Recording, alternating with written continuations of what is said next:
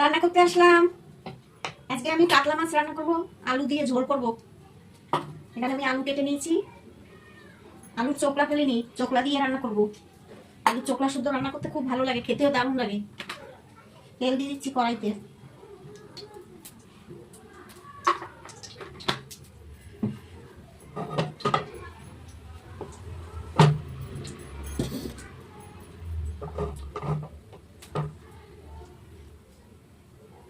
দেখা যাচ্ছে কিনা বুঝতে পারছি না, কড়াইটা এখানে বসিয়ে দিই।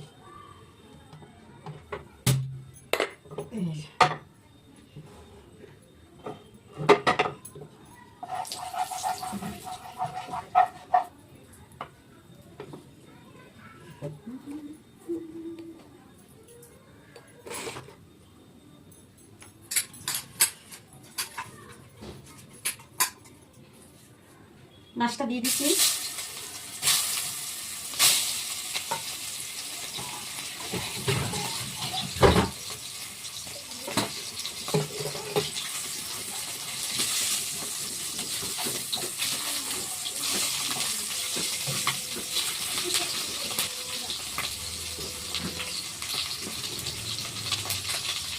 মাছটা ভাজা হোক। মাছটা ভাজা হয়ে গেছে, আমি একটু জিরে ফোড়ন দিয়ে দিচ্ছি, গোটা জিরে তেলে।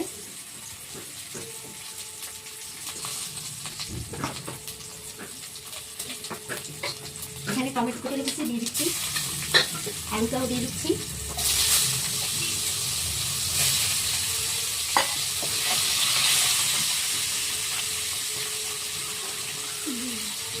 মাছটা তুলে নিই।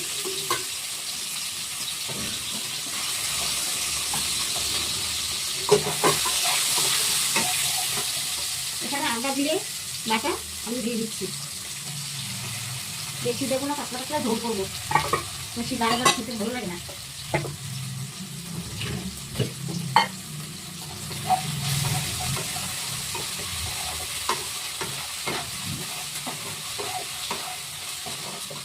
নুন হলুদটা দিয়ে দিচ্ছি, নুন দিয়ে দিচ্ছি,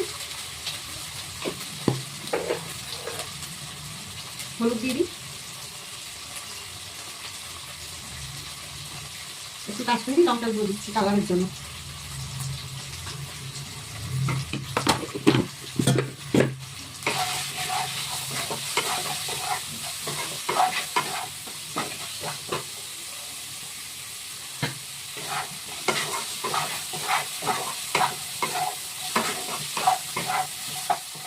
এরকম চোখলা শুধু আলু রান্না করে খেতে না মাছের ঝোলে দারুণ লাগে, চোখলা ছাড়ি ছাড়ি খেতে হেবি টেস্ট হয়।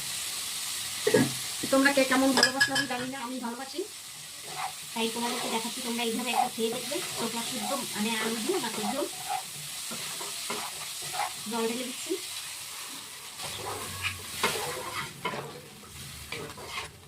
বেড়া আলুটা সিদ্ধ হবে ভালো করে, ঢাকা দিয়ে দিই, আলুটা সিদ্ধ হোক। বাকি ঝোলটা হয়, আলুটাও সিদ্ধ হবে, মাছটা আমি দিয়ে দিচ্ছি, মাছটাও সিদ্ধ হবে।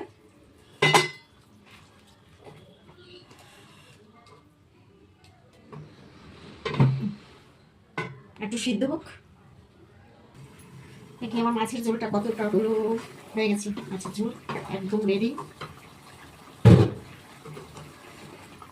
নামিয়ে দেবো। আলুটা সব সিদ্ধ হয়ে গেছে। এরকম পাতলা পাতলা ঝোল খেতে কে কে ভালোবাসো কমেন্টে জানাবে, ঠিক আছে? রাখছি এবারে, মানে এটা নামিয়ে দিই, গ্যাস অফ করে দিই। এরকম, ঠিক আছে? এরকম পাতলা ঝোল কে কে খেতে ভালোবাসো কমেন্টে জানাবে। আর এখন রাখি, আবার দেখা হবে, টাটা।